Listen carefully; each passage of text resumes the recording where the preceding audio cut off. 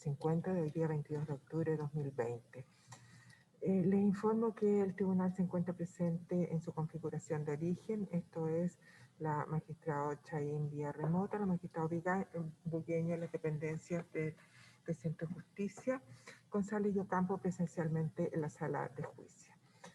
También, como todos los días, les voy a solicitar por favor a los intervinientes que se individualicen para el registro debido. Fiscalía, buenos días. Muy buenos días, señoría. Por el Ministerio Público, un segundito. Rodrigo Álvarez. Un segundito, por favor. Me falta la magistrada Bugueño. Sí, claro, sí, señoría. ¿Desapareció la magistrada Bugueño?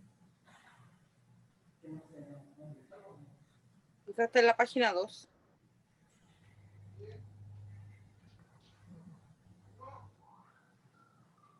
No la veo yo.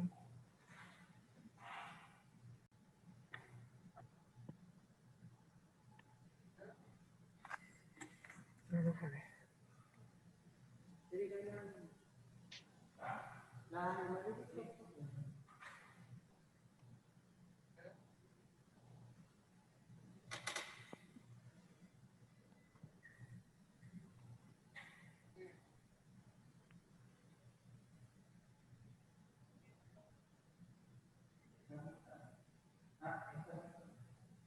¿Está entrando?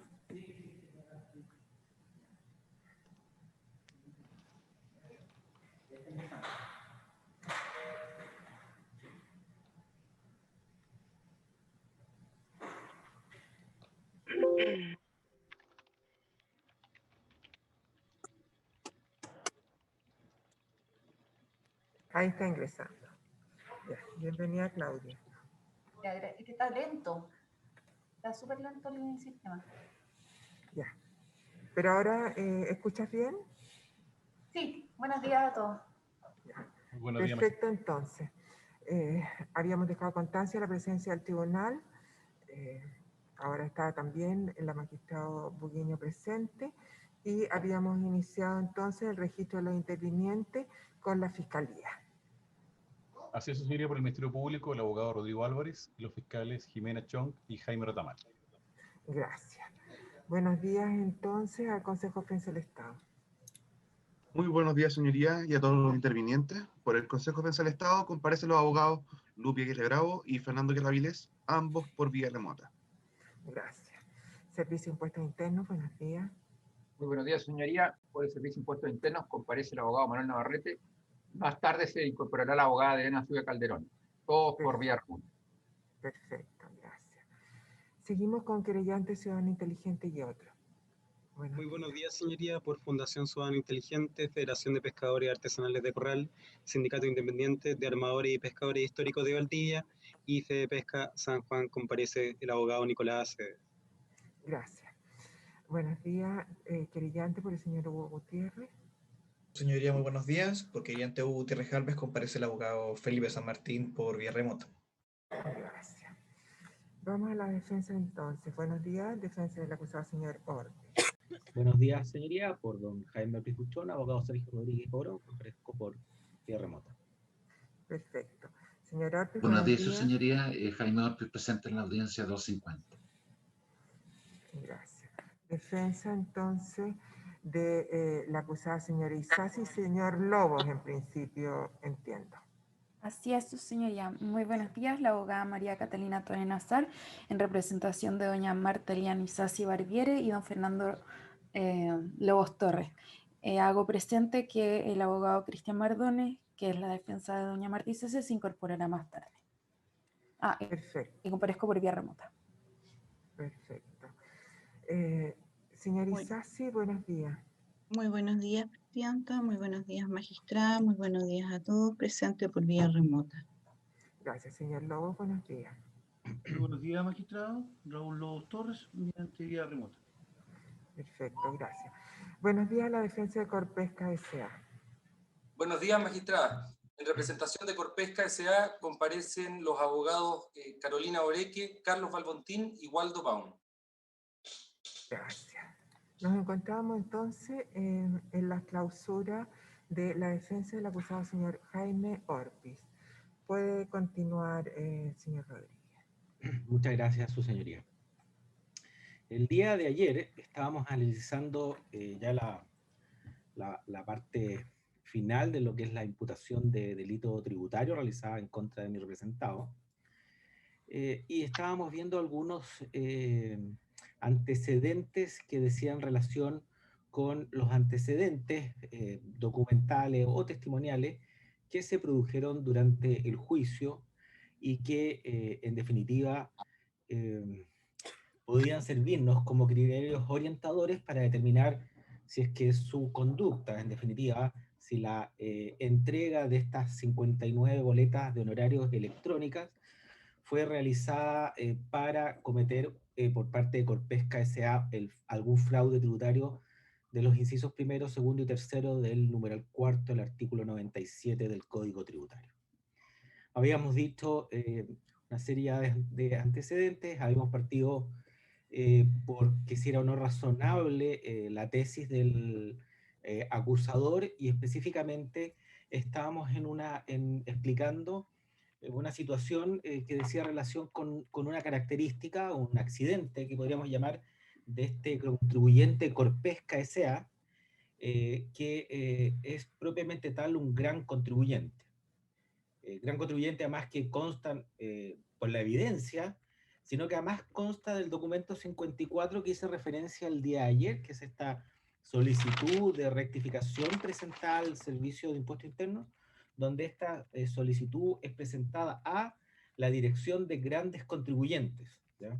Todos sabemos que el Servicio de Impuestos Internos, para efecto de cumplimiento de sus labores de fiscalización de la tributación interna, se encuentra dividida en direcciones o en áreas, y dentro de esa está la sección, o la Dirección de Grandes Contribuyentes, que son estas empresas que se caracterizan por una cantidad de ventas anuales superiores al criterio que va determinando y de acuerdo a las variaciones de nuestra realidad como economía y como país.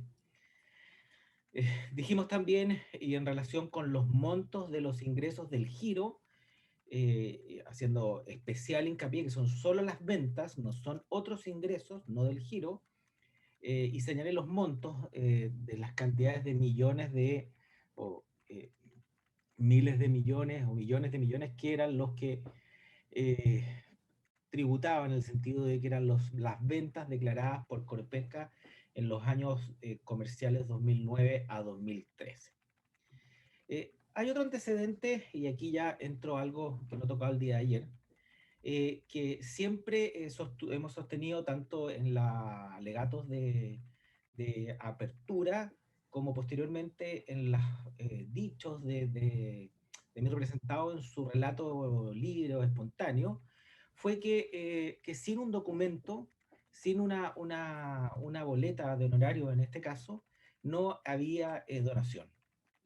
El documento era algo que se necesitaba no para efectos de bajar una base imponible, sino que simplemente por el control que se lleva dentro de las empresas con contabilidad completa y fidedigna. Cualquier egreso de dinero de caja, cualquier movimiento que se haga contra la cuenta banco o contra la cuenta caja, debe ser y debe tener origen en un documento, ¿ya? Eso es algo, una realidad bastante evidente, ¿ya? En todas las empresas, como son estas grandes contribuyentes, sobre todo, estas empresas enormes en el más pleno sentido de la palabra. La verdad es que, y por eso mismo vimos los administrativos y la parte contable de Corpesca referir cómo eran muchos documentos que se pagaban, era porque es lo normal, o sea, no hay giros que no vayan contra documentos. Lo único que excepcionalmente, y es un hecho evidente, que no va contra documentos, pero después debe rendirse cuenta, es cuando se gira contra la caja chica, que generalmente son sistemas de anticipo contra caja chica, que los dineros que se usan generalmente por las secretarías de estas grandes empresas para efecto de pago o solventar gastos menores, que es un hecho evidente. Pero su señoría, además existe aquí un documento que no emana de mi representado, es un documento externo, que emana precisamente de Francisco Mujica Ortúzar. un documento que es el 155 letra G, que fue incorporado en su momento con Francisco Mujica Ortúzar. Este documento creemos que es el documento que más fielmente refleja qué eran las boletas, ¿ya, señoría? Es un documento simplemente que basta para entenderlo, leerlo, el documento, y después de haber escuchado la personalidad y la forma que tiene de ser don Francisco Mujica Ortúzar, ¿ya? Sincero, directo, franco, ¿ya? Sin rodeos, ¿ya? El correo simplemente es un correo electrónico, que es una cadena de correos entre don Francisco y doña Marta, donde don Francisco le dice textualmente: mándame la boleta para sacarte el cheque.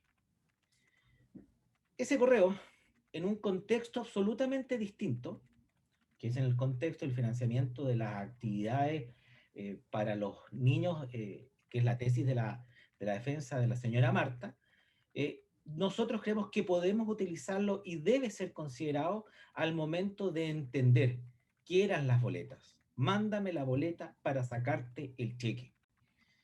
Nunca de ese correo estaba Francisco Mujica Ortúzar pensando: mándame la boleta para pagar menos impuestos, ¿ya? Mándame la boleta para cometer fraude tributario del inciso primero del numeral cuarto del Código Tributario, el artículo 97. No, simplemente lo más sincero y lo más realista, lo lógico, lo que realmente fue: boleta para sacar el cheque, como nosotros lo hemos dicho desde el mismo alegato de apertura. Ahora que tocamos lo que declaró Francisco Mujica Ortúzar, quiero hacerme cargo de un tema que ha sido reiterado por todos mis contradictores, que es, y que lo voy a explicar un poco ahora para efecto del delito tributario, pero que creo que debe ser ponderado y analizado por el tribunal. Es la siguiente pregunta: ¿Puedo acreditar el dolo de mi representado con la condena de Francisco Mujica Ortúzar en un procedimiento abreviado? ¿Qué efecto, qué alcance tiene que Francisco Mujica Ortúzar hubiese sido condenado en un procedimiento abreviado?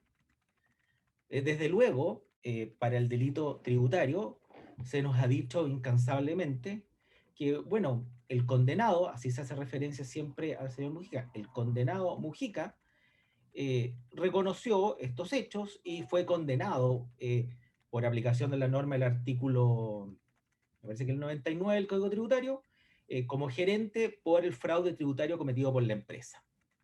Porque él es el que responde, porque él fue el que en definitiva incorporó estas boletas para bajar la base imponible, el impuesto de primera categoría, y ese es un delito tributario, y por lo menos como está condenado, prácticamente hay cosas juzgadas sobre esa materia y no tienen nada más que discutirse.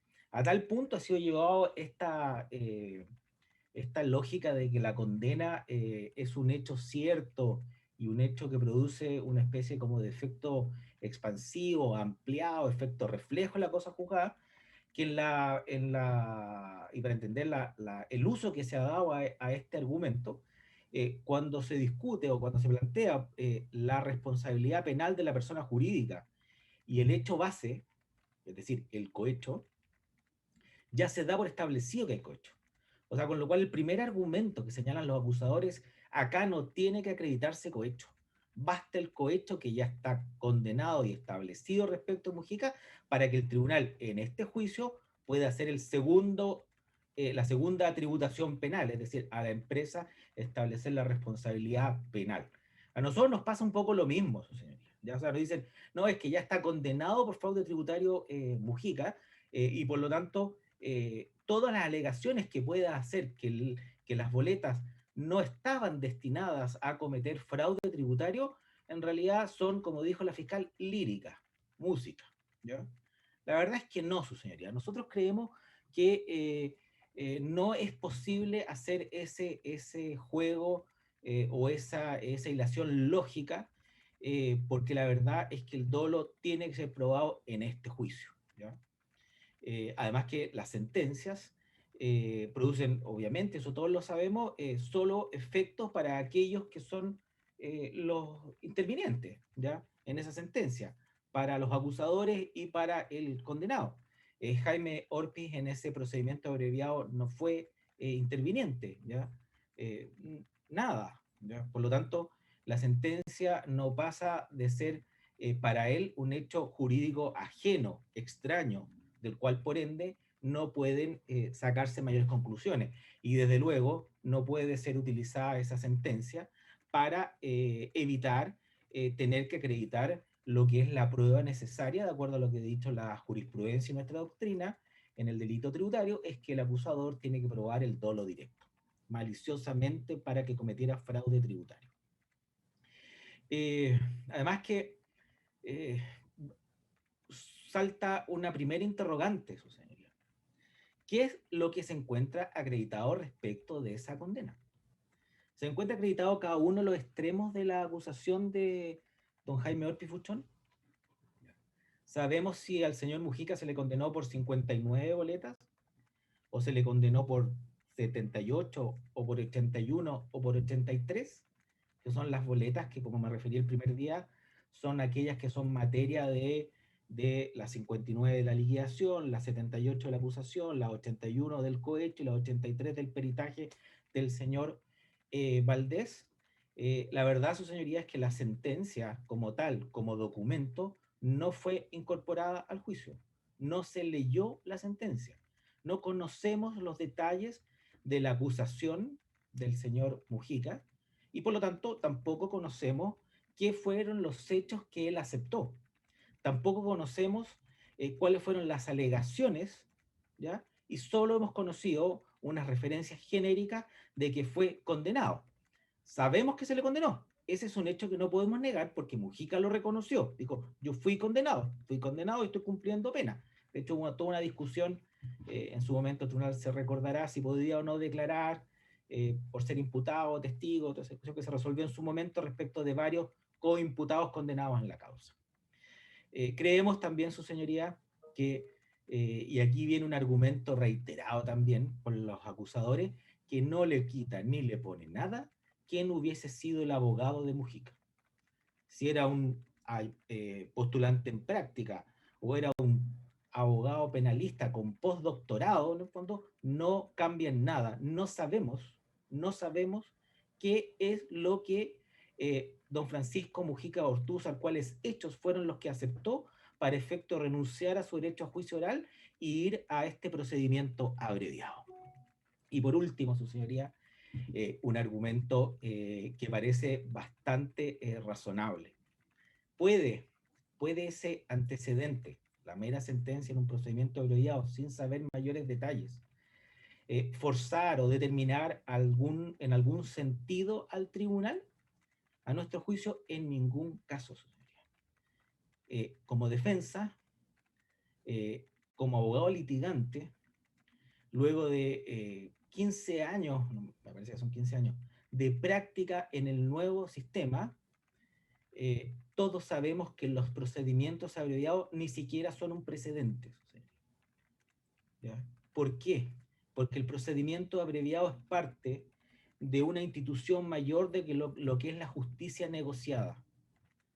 Yo renuncio, ambas partes renuncian a pretensiones fácticas y jurídicas para llegar a un procedimiento abreviado. Todos sabemos que los procedimientos abreviados, y en la práctica, en el foro, tenemos un dicho, dice a fardo cerrado o sin discusión, es decir, lo acepto como viene. De hecho, la negociación, su señoría, porque la justicia negociada fluye de una negociación previa, es precisamente ver cuáles son los puntos que van a ser aceptados y cuáles van a ser los puntos que no van a ser aceptados. ¿Qué es lo que voy a pedir? ¿Qué es lo que no voy a pedir? En el 99,9% de los casos, estos procedimientos abreviados, no hay discusión, ninguna, ¿ya? La discusión en ese 0,1% se da, en algunos casos, en la aplicación de las penas sustitutivas, ¿ya? Que es un tema que muchas veces el Ministerio Público, por razones evidentes de política criminal, llega a procedimiento abreviado, pero deja a criterio del tribunal la aplicación o no de las penas sustitutivas, y los querellantes, obviamente, jugando su rol de querellante, se oponen a las penas sustitutivas y la defensa alega las penas sustitutivas.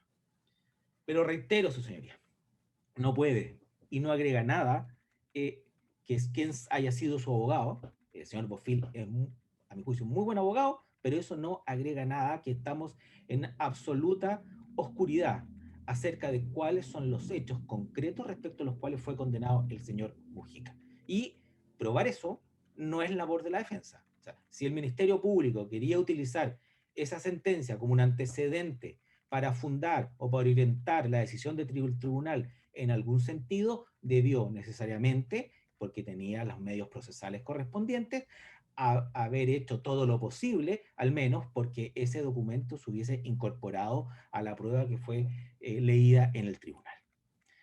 Su señoría, además que haya sido un procedimiento abreviado el que se condenó al señor Mujica, nos deja, y además como no sabemos qué es lo que se discutió, no sabemos si se plantearon por parte del señor Mujica dos alegaciones de texto legal o de interpretación sistemática por las cuales, a nuestro juicio, en este caso, en ningún caso, ninguna circunstancia puede aceptarse que la entrega de estas boletas, mándame la boleta para sacarte el cheque, o sea, la entrega de estas boletas para el financiamiento de la política, para las donaciones políticas, pudiese ser a la vez constitutivo de un fraude tributario cometido con dolo directo. Son dos temas jurídicos, sus señorías, que solicitamos que se tengan a la bien considerar. Los dos dicen relación con dos leyes dictadas con posterioridad a los hechos que nos ocupan. Son las leyes 20.316 y 20.900. 20.316 y 20.900. La ley 20.316, su señoría, lo que viene es a derogar una figura especial tributaria, un fraude tributario específico que cometían los donantes. ¿Ya? Esta ley fue publicada perdón, me equivoqué, esta ley es antes, del 9 de enero del 2009. Tenemos que tener presente que Corpesca es donante. El Servicio de Impuesto Interno ya lo ha dado por establecido, ya hemos dicho cómo al cobrar el impuesto de herencia y donaciones a don Jaime Ortiz Fuchón, se estableció administrativamente que Corpesca, en esta relación de platas políticas, como la llama muy bien don Néstor Figueroa, en esta relación Corpesca era el donante. Y esos impuestos de donaciones fueron pagados. Pues bien, su señoría, el 2003, el 6 de agosto del 2003, entró en vigencia la ley 19.885. La ley 19.885 estableció un tipo penal en el Código Tributario, el artículo 97, número 24 del Código Tributario. El artículo 97, número 24, fue posteriormente derogado el 9 de enero del 2009 por la ley 20.316. ¿Qué es lo que sancionaba, su señoría, este artículo? Sancionaba a los donantes que eran contribuyentes de primera categoría y que dedujeran como gasto de su base imponible del impuesto de primera categoría las donaciones que las leyes no permitan rebajar. O sea, si leemos el tipo penal, entendemos de inmediato la lógica que tiene ese tipo con lo que ocurrió en este caso. Los contribuyentes del impuesto de primera categoría, ya sabemos que es distinto el impuesto artículo 21, que dolosamente y en forma reiterada dedujan como gasto de la base imponible de dicho impuesto donaciones que las leyes no permiten rebajar, y sancionaba una pena como simple delito. Desde luego, su señoría, atendido que la reiteración estaba en el tipo penal, la conducta era delito solo si era reiterada. O sea, la conducta ocasional de rebajar de la base imponible donaciones que no permiten las leyes rebajar, no era delito tributario. Solo la reiteración, que en este caso no venía a ser una especie, una agravante, sino que un elemento del tipo. Pero su señoría, en enero del 2009, con la ley 20.316, se modifican toda esta normativa y en definitiva se deroga el tipo penal del artículo 97, número 24 del Código Tributario. Es decir, de ahí en adelante, del año de enero del 2009 en adelante, el donante que rebajaba indebidamente donaciones de su base imponible a las cuales la ley no le daba derecho, simplemente cometía una falta administrativa. Ya no es si es ocasional, ya no si es reiterado, simplemente no es delito. Desde enero del 2009. No sabemos, y esto es lo malo de los silencios y no saber qué discutió el señor Mujica, es si esta alegación fue objeto de negociación antes del procedimiento abreviado, en el sentido de que el Ministerio Público le dijo no lo vas a alegar, y por lo tanto era parte del fardo cerrado de la negociación completa, o fue materia de discusión en el procedimiento abreviado. Segunda ley, su señoría, que debe ser considerada. La ley 20.900, publicada el día 14 de abril del año 2016.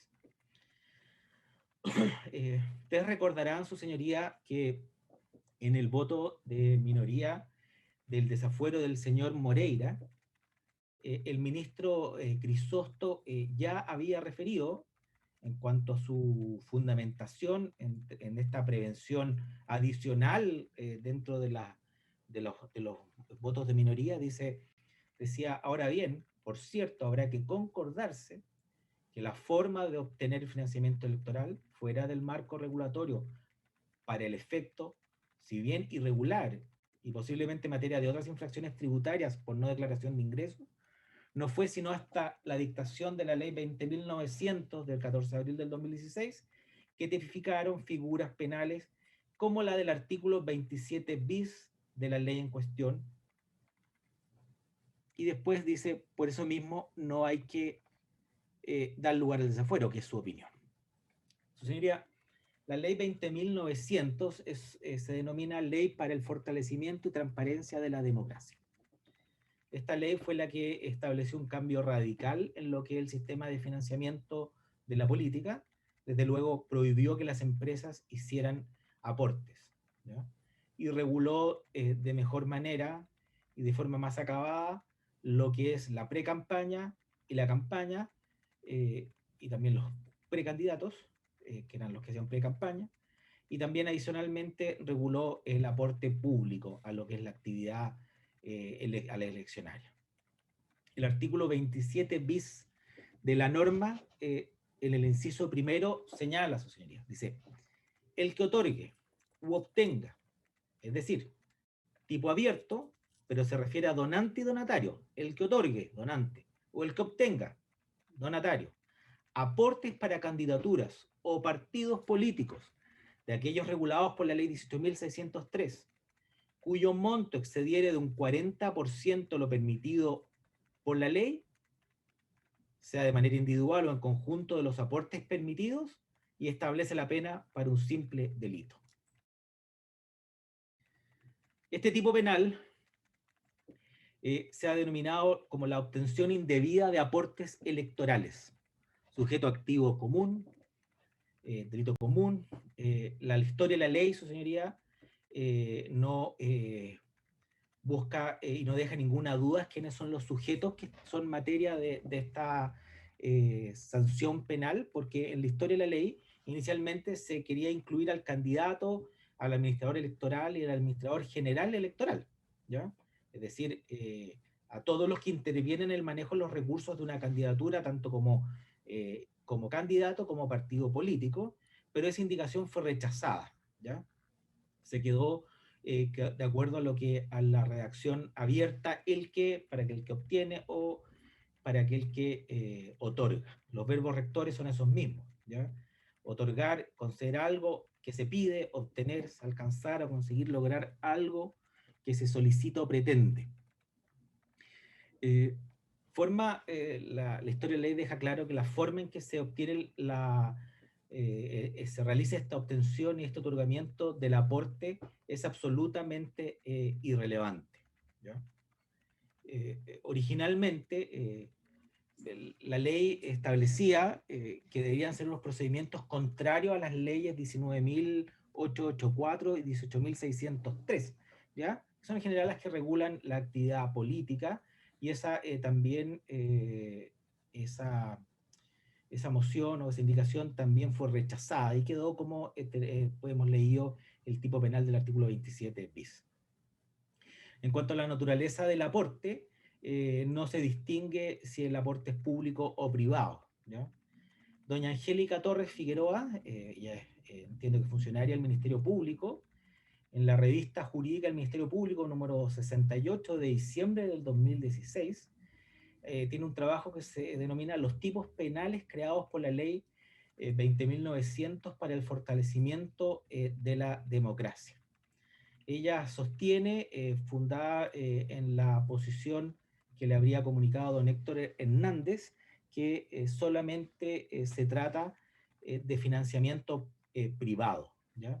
Que el delito no solamente es de sujeto para el candidato, y que en cuanto a la persona, en cuanto al objeto jurídico, del objeto material, perdón, del delito, son los aportes privados, no los aportes públicos, ¿ya?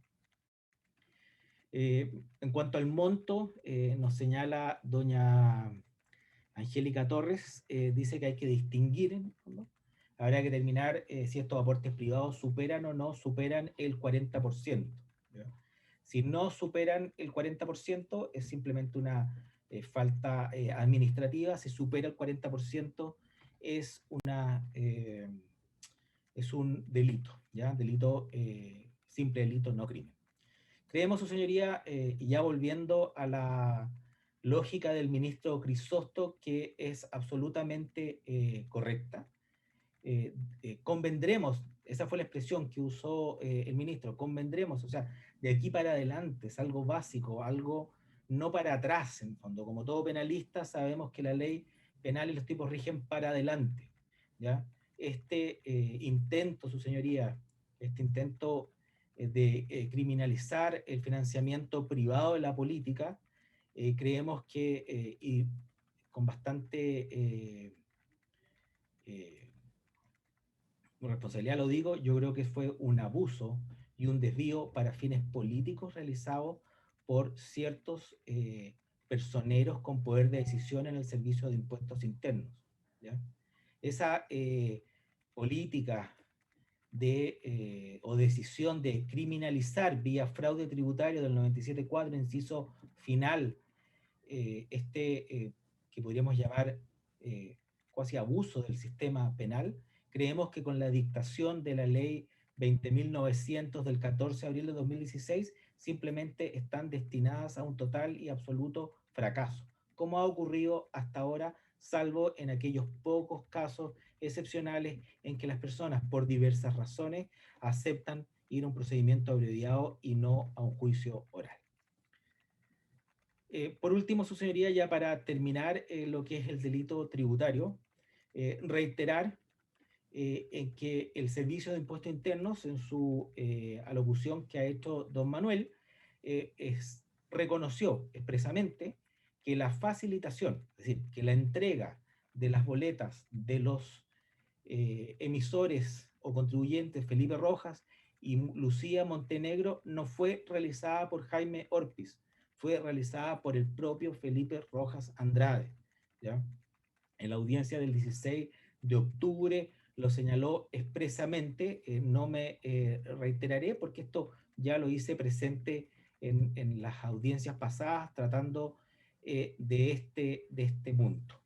Su señoría, y a manera de ya de conclusión del delito tributario, ¿ya? Y de petición, evidentemente, debemos tener presente lo siguiente: no existe una claridad cuáles son las boletas que en definitiva fueron utilizadas para financiar la campaña política por parte de mi representado. El mérito de la acusación habla de 78, pero se dice que son 81 los cohechos. El perito trabajó con 83 y el Servicio de Impuestos Internos liquidó 59 donaciones. No se encuentra acreditado, más allá de la duda razonable, que mi representado hubiese entregado o facilitado la boleta de doña Flavia Manríquez Canese, y que el visto bueno con la firma de don Francisco Mujica Ortúzar resulta, desde todo punto de vista, insuficiente. Ya dijimos que las boletas entregadas por Felipe Rojas personalmente en el año 2009 o a través de su secretaria el año 2013 son por servicios prestados. Al menos existe la duda, ¿ya? Es un hecho incuestionable, además que, y reitero, que la tesis de las primeras boletas, o sea, que la fecha de las primeras boletas de Felipe Rojas no cuadran en la lógica de la imputación de delito tributario, que a la vez es de cohecho. Respecto al resto de los contribuyentes, señoría, es decir, de las 59 boletas emitidas entre junio del 2009 y abril del 2013, existen claramente posiciones contradictorias. La tesis de los acusadores, el Ministerio Público y el Servicio de Impuestos Internos, es que tales boletas se entregaron para que Corpesca S.A. cometiera un fraude tributario, el 97.4, inciso primero. La tesis de la defensa es que esas boletas se entregaron solo para girar el cheque, para obtener financiamiento de actividades políticas, tanto para la pre-campaña, campaña y posteriormente para financiar las deudas de campaña. No se encuentran acreditados a juicio de la defensa los elementos objetivos y subjetivos del tipo penal del artículo 97, número 4, inciso final del Código Tributario. Hemos demostrado, su señoría, por lo menos a juicio de esta defensa, que se trata de donaciones políticas, aportes para campaña realizada por una de las varias empresas que apoyaron la reelección de en ese momento senador Orpi Fuchón en el año 2009. Al igual que SQM, que Equiborax, que Agrícola Tarapacá, que GTD, que Entel, Corpesca financió sus actividades políticas. Este hecho de que son donaciones políticas ha sido reconocido por el Servicio de Impuestos Internos en la liquidación y pago del impuesto de herencia y donaciones. Las boletas no se entregaron para cometer los fraudes del numeral 4, incisos primero, segundo o tercero del numeral cuarto, perdón, del artículo 97 del Código Tributario. No hay dolo directo, no hay actuación maliciosamente, que, como lo hemos dicho, de acuerdo a la doctrina casi unánime, salvo Alex Van Bessel, y por la jurisprudencia inmensamente mayoritaria, es dolo directo, ¿ya? Por otro lado, resulta ilógico, y así lo intentamos demostrar, que para pagar menos impuestos, para cometer un fraude tributario, para rebajar el impuesto de primera categoría, y ahí voy a la comparación entre el impuesto pagado original versus el rectificado, es que el monto de las boletas haya sido superior, es decir, a la empresa le salió más caro. No debe confundirse en este análisis que se haga del delito tributario, la imputación del delito tributario, el impuesto de primera categoría con el impuesto del artículo 21, o impuesto multa denominado, ¿ya? Lo único que tienen en común es que ambos se declaran de manera anual y ambos se declaran en el formulario 22 en el mes de abril de cada año. Hasta ahí llegan las comparaciones, ¿ya? No tienen ninguna otra relación. Hemos dicho, y así consta, cómo se contabilizan las boletas, cómo se registran, no depende ni del emisor ni de quien las entregó para efectos de obtener este financiamiento, sino que dependen de la empresa, dependen de los ejecutivos de Corpesca, ¿ya? Todas estas boletas, todas ellas, necesariamente debían registrarse, debían contabilizarse, debían ser pagados los PPM. ¿Por qué? Porque son un hecho económico que la contabilidad está obligada a registrar. Como boletas, como dinero, como hecho económico, son gastos rechazados, son gastos no necesarios para producir la renta, y como tal tienen que declararse anualmente en el código respectivo del impuesto del artículo 21. Pagan un 35% de impuesto único, impuesto multa, como decía siempre. No se encuentra acreditado el dolo por parte de mi representado, el dolo directo, y no es efectivo, por lo menos en Chile, lo señalado por el colega Navarrete en cuanto a que el dolo no debe acreditarse, ¿ya? La jurisprudencia ha dicho claramente que tiene que acreditarse y no podemos aceptar la americanización de nuestro derecho y aplicar la teoría de la ignorancia deliberada o este fraccionamiento del dolo entre conocimiento y voluntad para efectos de evitar lo que es la prueba que es de cargo en esa parte del acusador. En esa prueba que desde luego no debe ser considerada porque no se han acreditado los extremos o los detalles del fallo, la referencia que se ha hecho reiterada a la condena de don Francisco Mujica Ortúzar. Lo único que sabemos es que se le condenó. No sabemos ningún detalle, ningún accidente, nada de esa condena. La jurisprudencia de nuestros tribunales, su señoría, y lo intentamos aclarar, y específicamente por la vía de los desafueros, por los votos que han formulado los 4 de los 5 miembros de la Sala Penal de Excelentísima Corte Suprema, ha dicho claramente que el financiamiento de la política que se hizo mediante estas boletas en ningún caso colma o sirve para a la vez ser calificado esto como del fraude tributario del 97 número 4, inciso final. Reitero, y esto es un punto importante, señoría, no es el fruto de una integración ocasional de la sala penal, de 2 integrantes más un ministro, con todo el respeto que le tengo por el conocimiento y dedicación de los integrantes, sino que son los ministros titulares, aquellos que efectivamente, dentro de todos los precedentes, si podemos usar esa palabra, en realidad en Chile, quienes lo son, que nos dan un precedente y nos fallan de alguna manera, son los ministros titulares. Por último, su señoría, existen razones de texto legal para estimar que desde el año 2009, que se modifica la legislación aplicable al caso mediante la ley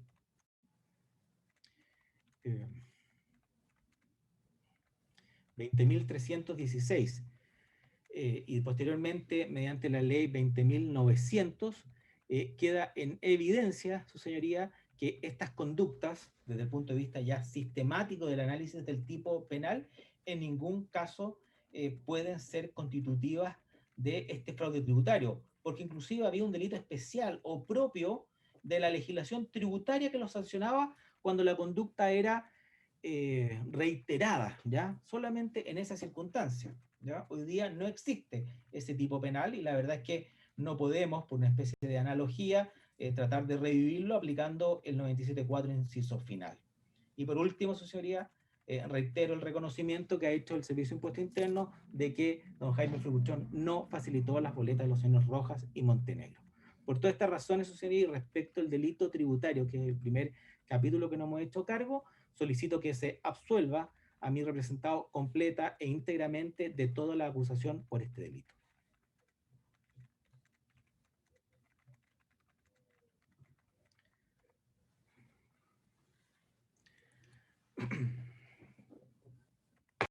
Su señoría, ahora voy a pasar ya a un capítulo segundo, que es la imputación de fraude al fisco.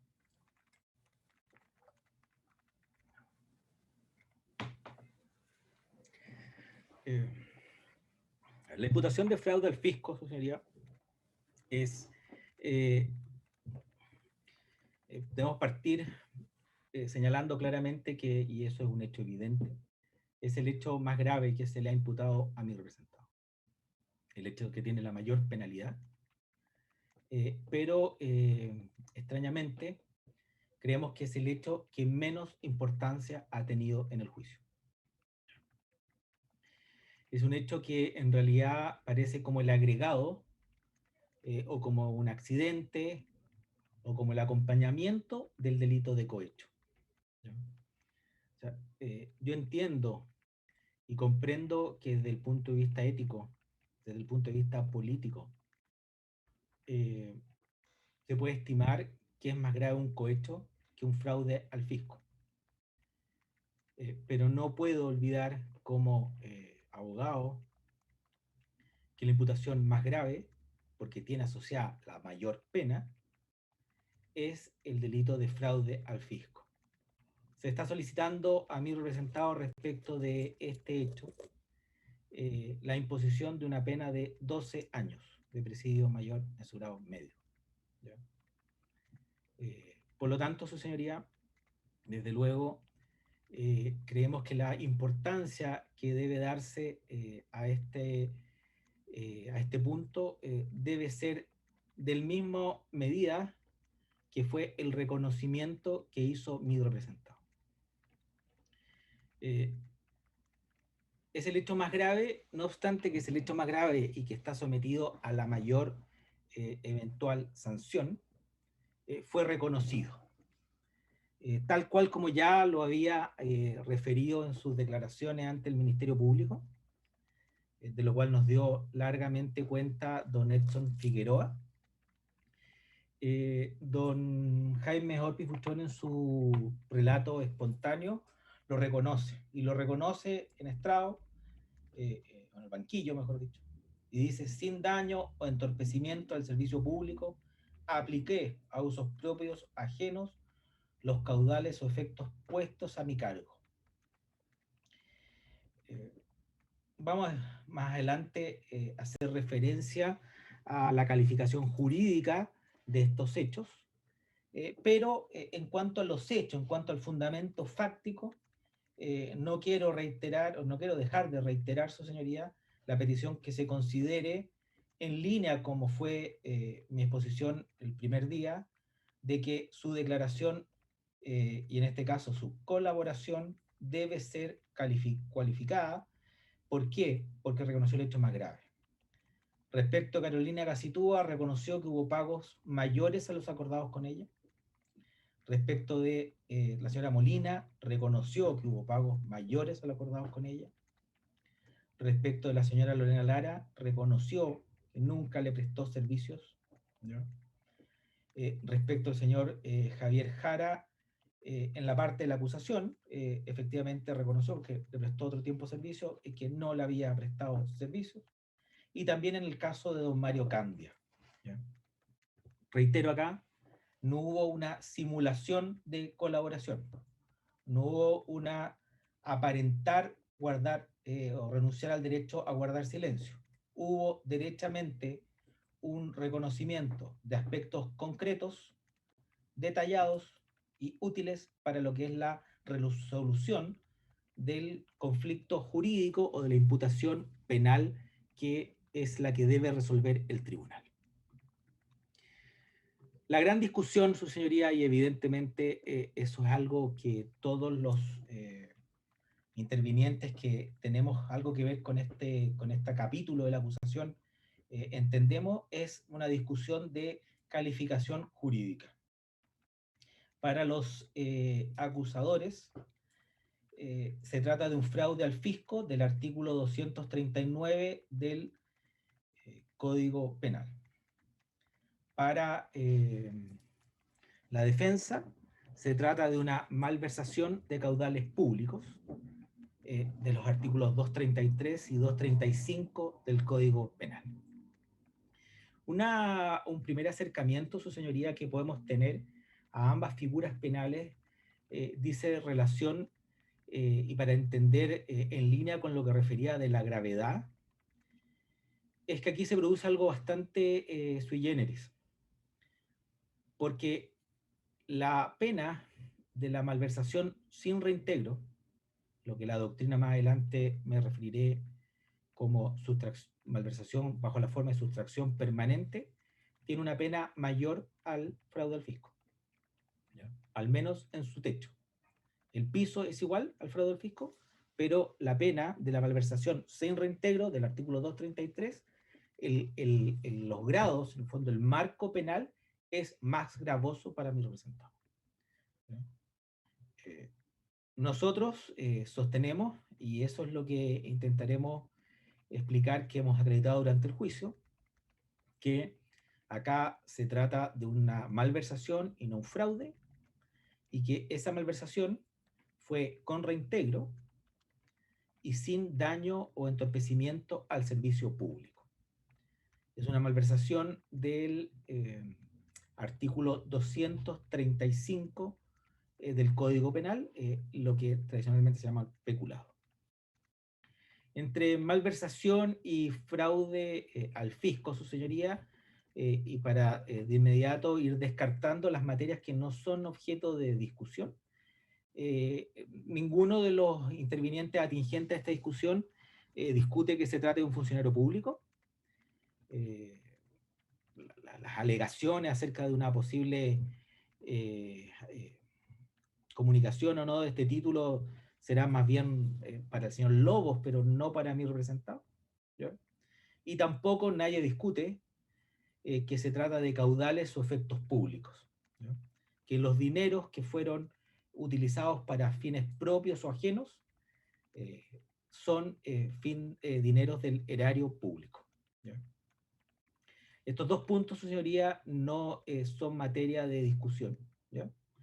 Pero vamos ahora a lo que sí es materia de discusión, ¿ya? El artículo, tenemos que entender en el fondo, ver cuáles son las diferencias, como primer punto, entre el fraude al fisco y la malversación, ¿ya? Un primer punto de vista lo podemos ver leyendo los tipos penales, o sea, si nos vamos al texto legal, ¿ya? El fraude al fisco se describe como operaciones que intervienen por razón de su cargo, defraudare o consintiere que se defraude al fisco. La malversación del 235 habla de aplicar a usos propios o ajenos los caudales o efectos puestos a su cargo. Este tipo o descripción típica de la malversación, su señoría, debe ser analizada en conjunto con las otras figuras de malversación, ¿ya? Que están en el mismo, me parece que título quinto de ese párrafo, o párrafo quinto. El 233 y el 234, que es otra forma de malversación, habla de teniendo a su cargo caudales o efectos públicos, los sustrajere o consientan que otro los sustraiga. El 236, arbitrariamente diere a los caudales o efectos públicos que administre una aplicación pública diferente. Y el 237, debiendo hacer pago como tenedor de fondos del Estado, no lo hiciere. Todas esas son conductas de malversación, ¿ya? El 235, puestos a su cargo. El 233 o 34, teniendo a su cargo los caudales. El 236, caudales que administre. Y el 237, tenedor para efectos de su pago. Su señoría, ¿cuál es la posición de la doctrina a la luz de este tipo penal? La verdad es que, y en esto yo creo que vamos a coincidir con mis contradictores, me parece que casi con la interpretación de los artículos 193 y 194, o sea, de las falsedades documentales, no hay normas penales que hayan tenido una interpretación más variada y más compleja que el fraude al fisco y la malversación. La verdad es que si uno lee, empezando por Bunster, allá por los años 40 del siglo pasado, de inmediato, para terminar con los últimos trabajos del profesor Mañalich, de hace un par de años, uno de inmediato se da cuenta de que el tipo penal de lo que se debe entender por fraude y el tipo penal de lo que se debe entender por malversación está sujeto a vaivenes e interpretaciones que la verdad es que resulta bastante complejo entender o asir de alguna manera fidedigna algún criterio para distinguir los casos límites, los casos oscuros, los casos en que no hay una absoluta claridad si nos encontramos frente a una u otra figura. Y eso es aún más grave o lo complejiza todo porque, como nos lo señalan los profesores Rodríguez y Osandón, página 418, delitos contra la función pública, la verdad es que ambos delitos, su señoría, protegen el mismo bien jurídico y ambos consisten en delitos de infracciones del deber. El profesor Rodríguez y doña Magdalena señalan que no se requiere necesariamente, más adelante me referiré al tema, que exista engaño o ardid. Por ende, si para que yo cometa fraude al fisco no requiero engaño o ardid, nos encontramos frente a una realidad evidente, ¿ya? Que cuesta bastante distinguir ambas figuras. Señalan los profesores que debido a la posición del funcionario, la dinámica defraudadora no pasa necesariamente por el despliegue de un engaño hacia otra persona, ya que es por definición el propio funcionario con capacidad de decidir el proceso el que él mismo interviene en la operación fraudulenta. Es muy similar esta posición que tiene la imposibilidad que exista fraude a uno mismo o engaño a uno mismo en cuanto a la exigencia de la estafa con los medios tecnológicos. ¿Ya? Siempre se requiere que otro sea el engañado. La lógica del fraude, del ardid, de la mise en scène, dependiendo de la cuantía del engaño, siempre requiere que otro, un tercero, no la propia persona que realice el acto, resulte engañado. A tal punto resulta evidente la equiparidad en ambas figuras, que su señoría voy a leer 2 párrafos, 3 líneas cada uno, de lo que dicen los profesores Rodríguez de Sandón, de qué es lo que se sanciona en estas figuras. Ya nos habían dicho que, ojo, no es necesario el engaño, y ese es un punto importante que como defensa vamos a defender. Dice los profesores dicen, el fraude al fisco, leo textual, se protege el correcto desempeño de la función pública, especialmente el deber de velar por los intereses patrimoniales del fisco, de acuerdo a criterios de economía y eficacia. Página 415.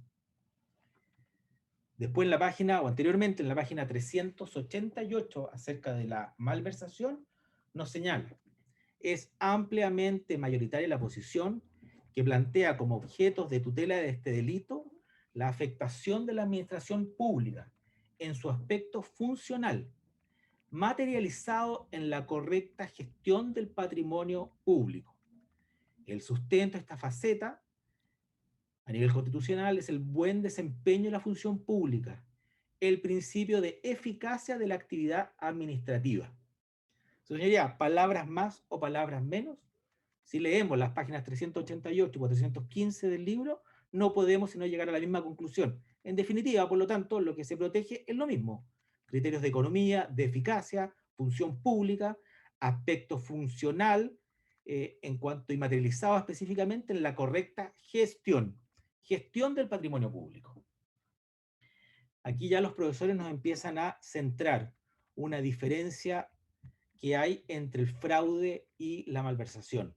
Ya no habían dicho, no se requiere engaño. Olvidémonos de esto, porque el engaño, y Mañalich, después lo referiré, en ya sus últimos trabajos, es absolutamente radical. Olvidémonos del engaño en el fraude al fisco. Pero los profesores nos centran ya un punto, en la gestión del patrimonio público. Entonces, uno empieza a entender, si lo que se protege es lo mismo, la correcto uso de acuerdo a criterios de economía y eficacia, ¿dónde está la diferencia? La diferencia, su señoría, es precisamente en ese punto. ¿Quién tiene la gestión del patrimonio público? Esa es la vinculación que debe tener el sujeto con el objeto. ¿Ya? Es similar, Guzmán Dálvora lo señala, es similar a la diferencia que existe y que todos entendemos entre el fraude y la apropiación. ¿Ya? Entre el fraude y la apropiación, correcto. En el fraude, en los delitos por engaño, yo no tengo la gestión o administración. En cambio, los delitos por abuso de confianza, que es la otra modalidad de los delitos patrimoniales no materiales, ¿ya? Yo sí tengo la gestión, ¿no? Entonces, lo que dicen los profesores es, partiendo de la base, y olvidémonos de este error que ha llevado tanto tiempo la expresión fraude para entenderlo como engaño o ardid, sino que lo central es si yo tengo la gestión o no tengo la gestión. Es el vínculo que debe existir entre el objeto, entre los efectos públicos y el funcionario público. Si yo tengo la administración, las conductas defraudatorias en el entendido de perjuicio causado al Estado son malversación. Si yo no tengo la gestión o administración, las conductas defraudarias que causan perjuicio, realizadas en actos por mi cargo, son fraude al fisco. Caudales o efectos puestos a su cargo. Aquí debemos partir algo que todos están de acuerdo. El profesor Guzmán Dálvora, de hecho, es bastante claro en su español bastante castizo, porque él distingue la posesión de la tenencia, estos conceptos civiles del derecho de los bienes, ¿ya? Y dice muy claro, dice, ojo, no se requiere la tenencia la cosa, ¿ya? A diferencia, y nos lo señala como con el código italiano, con las legislaciones extranjeras, ¿ya? No se requiere que yo tenga la chequera. No se requiere que yo tenga el Digipass para hacer la transferencia, ¿ya?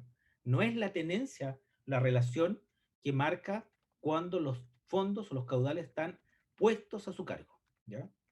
Tampoco, en el otro extremo, nos señala el profesor que, como la legislación alemana, que tienen que estar bajo su custodia, ¿ya? O sea, bajo su cuidado. Así como cuando la ley habla este dinero puesto en arca cerrada, ¿ya? Es una cosa distinta esta relación, ¿ya? Son los de tener a su cargo, dice el profesor, no es de raigambre hispánica, ¿ya? Más bien lo que señala Bunsen en el año 46, que escribió su memoria de grado, dice, se requiere que las cosas le sean confiadas precisamente en razón de sus funciones. Bunsen, con la claridad que tiene, ya no hacía esa diferencia entre los delitos de fraude y los delitos de abuso de confianza. En los delitos de abuso de confianza yo ya tengo la cosa. No necesito, para poder disponer de ella, hacer al nada más, porque ya me fue asignada por ley, por contrato. ¿Ya? El profesor Bunster, y también en esto lo sigue el profesor Guzmán, dice que todos estos ejemplos que dan las normas de depósito, consignación, secuestro, más bien no parecen ni no tienen ninguna significación importante. ¿Por qué? Porque la comisión los decidió incluir, así consta de las actas de la redacción del Código Penal chileno. ¿Por qué? Porque junto con los efectos públicos se agrega también los efectos privados, o sea, los dineros privados que ocasionalmente puede tener un funcionario público. Entonces dice, en esos casos, lo normal y lo habitual es que esos dineros privados los tenga un funcionario público en depósito, comisión o secuestro. Esa es la explicación histórica por qué se incorporan esa regulación o esos elementos normativos en el tipo penal. Pero no es porque, en definitiva, el funcionario las tenga que tener en depósito, en consignación o en secuestro. Los profesores Gustavo Balmaceda y el profesor Castro, en su libro Corrupción y delitos contra la administración pública, nos agregan y nos aclaran lo mismo. Dicen, nos parece que no es necesario que el empleado los tenga efectivamente en su poder. Primero, por no exigirlo así el tipo penal. Debiendo más bien estas circunstancias ser determinadas de acuerdo a las competencias, y aquí va el punto, a las competencias, o sea, qué es lo que puede hacer o no puede hacer el funcionario en su gestión o administración de acuerdo a la ley o el reglamento. Y nos dan un ejemplo que parece bastante como atingente al caso. Dice, si se exigiera la tenencia material de los caudales o efectos, el delito de malversación en realidad siempre lo podrían cometer solo funcionarios de posiciones jerárquicas inferiores en la administración, ¿ya? Y que en realidad, dice, tienen escaso o nulo poder de decisión, o sea, gestión, administración, sobre estos caudales, que están materialmente a su disposición, dejándose, por ende, esta conducta o esta figura de mayor gravedad solamente para circunstancias que parecen en el fondo no tener ninguna lógica. Es lo que nos señala es lo que ocurre con la explicación que nos ha dado el colega San Martín acerca del delito de malversación, su señoría. Pero se preguntaba, ¿quién puede cometer malversación en este caso? O sea, en la lógica de que nos llevan los acusadores, el único que podría haber cometido es el tesorero, ¿ya? y no el tesorero del Senado, o sea, no el señor Allende, sino que otro funcionario interno que en definitiva era el que digitaba la clave en el banco o disponía que el sistema automáticamente imprimiera los cheques con las firmas correspondientes, ¿ya? Guzmán Dálvora nos habla que tener a su cargo implica, entre otras exigencias, que los bienes hayan sido confiados al cuidado o la procura del sujeto agente. Aquí está este español bastante complejo a veces de entender del profesor en su libro Estudios y Defensas Penales. Dice, confiados al cuidado o la procura del sujeto agente, lo cual supone que éste tenga un poder sobre ellos que no coincide el poder con la posesión. Tenemos que entender que la posesión, él usa el término sentido español o francés de la posesión como tenencia, ¿ya? El profesor Hernández, en línea también con esto, nos dice que los delitos de malversación son típicos casos de administración desleal del patrimonio. Es decir, la persona ya tiene lícitamente la gestión, la capacidad de disponer, pero actúa mal, actúa abusando, una administración desleal. Profesor Rodríguez Collao hace sinónimo teniendo a su cargo, equivale abusando de su oficio. Sigue en esto el profesor Echeverry, textual. Este dice es un presupuesto fáctico normativo, ¿ya? Y lo deben determinar cuando abusa este cargo las normas legales o reglamentarias que regulan la gestión o administración que hace el funcionario público. Por último, su señoría, está Mañalich, don Juan Pablo, para no confundirlo con el ministro, exministro, la malversación y el fraude como delitos especiales contra la administración pública. Un trabajo bastante nuevo, dice el autor de la malversación, nos señala el profesor, puede estar en dos supuestos. Es más amplio que Unster. Dice, primero, una obligación de conservación, pero también en una segunda alternativa de administración o inversión de determinados caudales o efectos. Esta distinción entre fraude y abuso, y cita a Carrara, y hace suyo toda la explicación que hace muchos siglos ya explicaba ese profesor, dice, esta es la diferencia entre el peculado y el desfalco.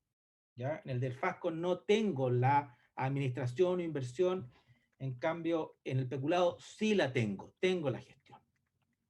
Agrega el profesor, pero obvio, no se requiere que esté en sus manos. O sea, están todos de acuerdo que no tengo que tener en mi chequera, en mi cuenta corriente o en la caja de mi oficina, la caja fuerte de mi oficina, los recursos o el dinero. En la página 383 de este trabajo del profesor Mañalich se hace una pregunta en esta forma bastante clara que tiene de escribir. Se pregunta, dice, ¿el fraude al fisco como especie de estafa? Con un signo de interrogación.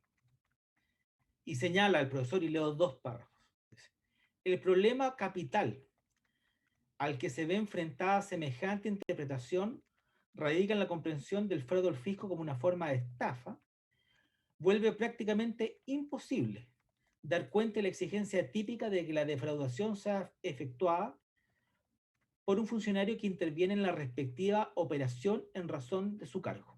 Es decir, el otro elemento del tipo penal, acto que interviene o operación en razón de su cargo, resulta inentendible o imposible de configurar si entendemos el fraude al fisco como una forma de estafa.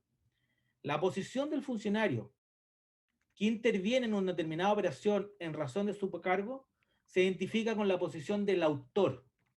Es decir, en esta teoría y aplicado al caso concreto, Jaime Ortiz Buchón es el autor de la malversación.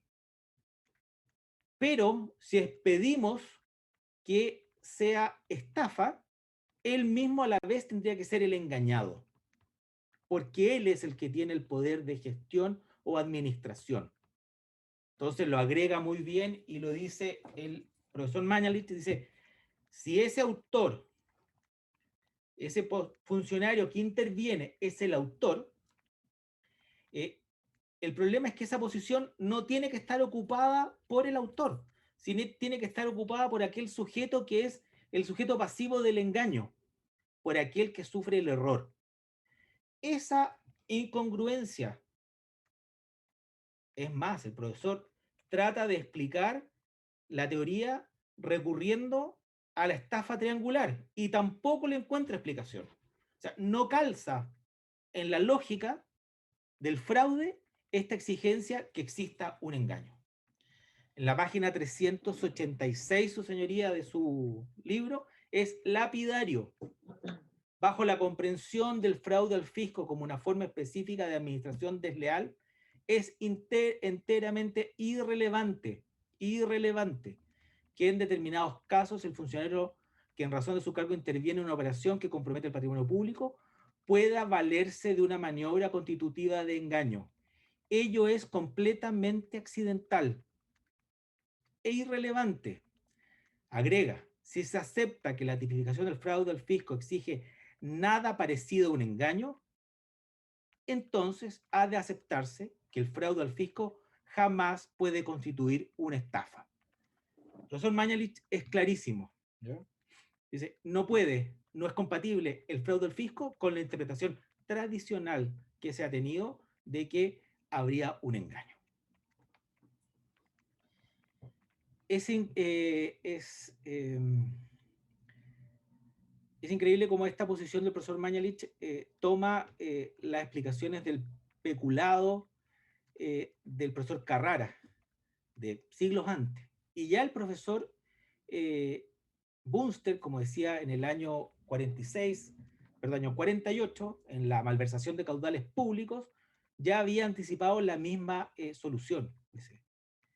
Dice que la ley lo que reprime en el artículo 233 no solamente el desmedro particular causado, o sea, no solo el perjuicio, sino que el abuso que importa por parte del funcionario y la confianza depositada en él. Es decir, aquí vemos claramente, y reitero, como el profesor Bunster ya tenía claro esta diferencia entre fraudes por engaño y fraudes por abuso de confianza.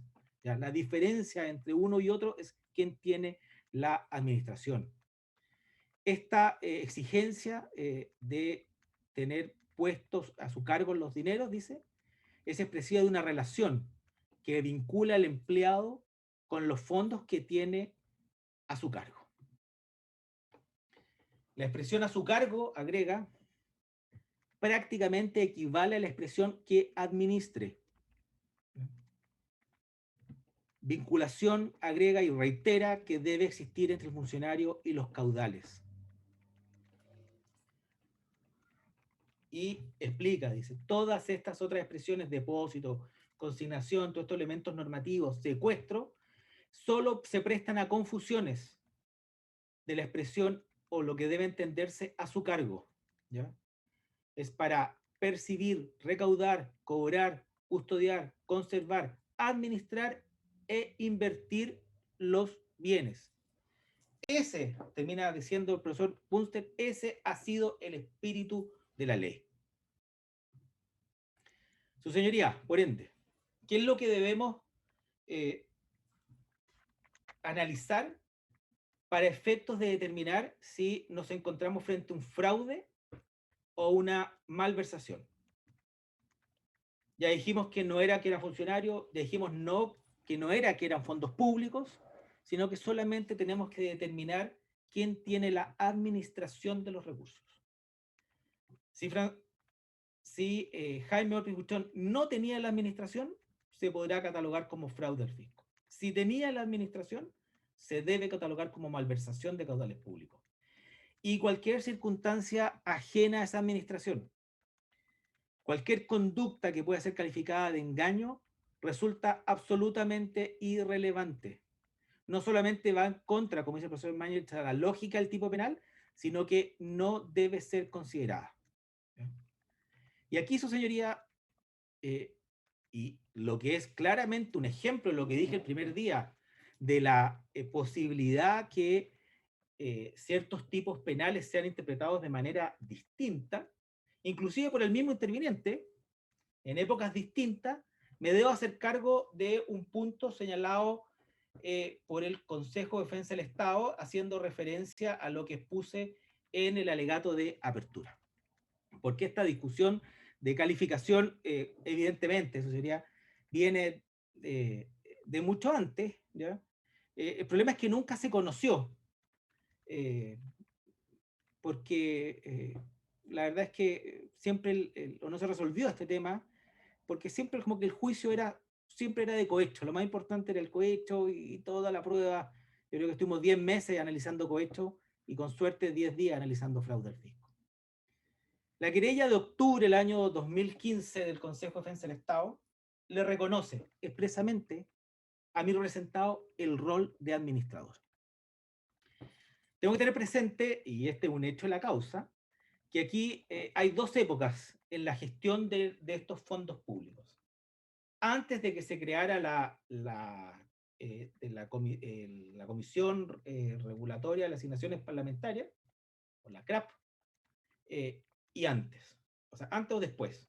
Antes se le entregaban los fondos y el parlamentario los administraba y rendía cuenta, ¿ya? De hecho, una buena parte de los fondos todavía siguen con ese mismo sistema, ¿ya? Como lo referiremos más adelante. Pero el Consejo de Defensa del Estado señala en esta querella de octubre del 2015, que dice que hasta marzo del año 2012, en donde los fondos para el pago de la asesoría le eran entregados directamente a los senadores para su administración y pago de remuneraciones, y agrega, y respecto de aquellos hechos posteriores a esa fecha, ¿ya? O sea, parece que la imputación que nos estamos haciendo cargo excluye el fraude del fisco de la señora Hus y el señor Lobos, o sea, por lo menos hasta el año 2015, los hechos posteriores a esa fecha, dice, le eran entregados y él tenía la administración de los mismos. Y lo que hacía el Senado era el desembolso.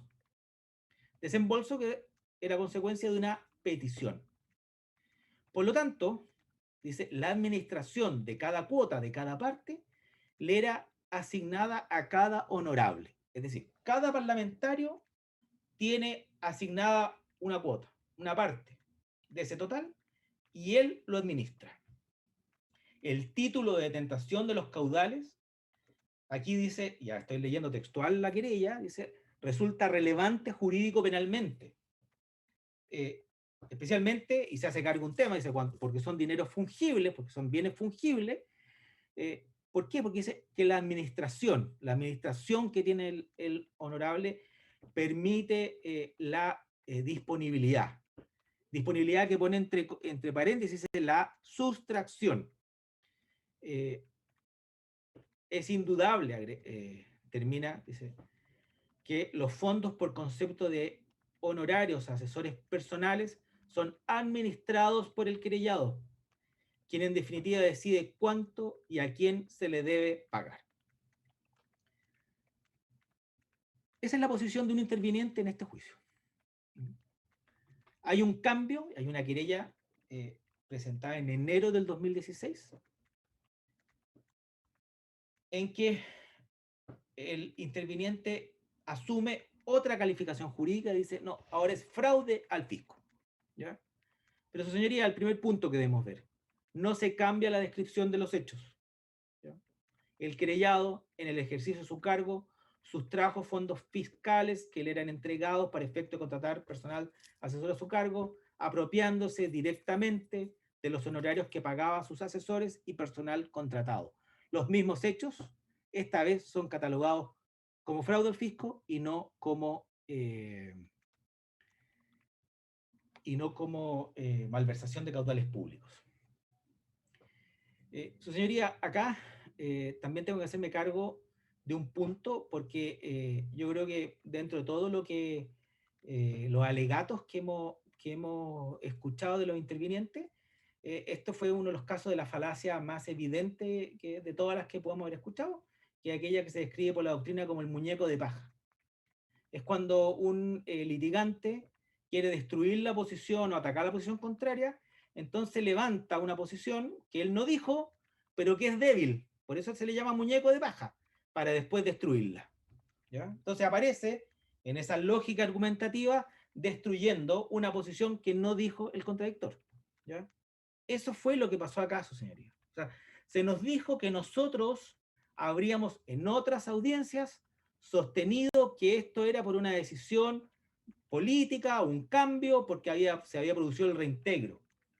Su señoría, solicito en todas las argumentaciones estar a lo que ocurrió en el juicio, ¿ya?